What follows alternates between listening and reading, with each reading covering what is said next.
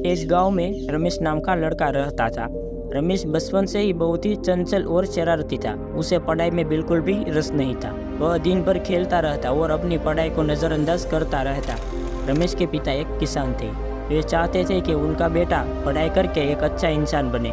वे रमेश को समझाते थे कि शिक्षा जीवन में कितनी महत्वपूर्ण है, लेकिन रमेश उनकी बातों को अनसुना कर देता था। एक दिन रमेश खेत में अपने पिता के साथ काम कर रहा था। तभी वहाँ कुछ सरकारी अधिकारी आए।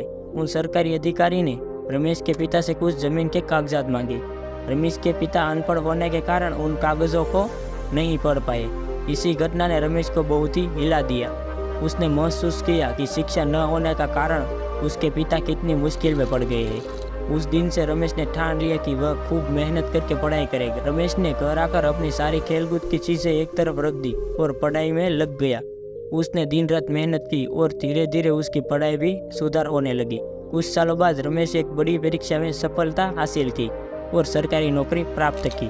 अब वह अपने माता पिता का सहारा बन गया और उन्हें एक सुखद जीवन प्रदान करने लगा।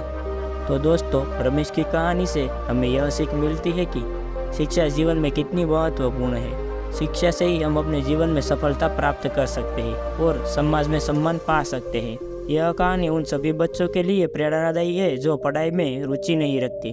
रमेश की तरह यदि वे भी मेहनत और लगन से पढ़ाई करें तो वो भी अपने जीवन में सफलता प्राप्त कर सकते हैं।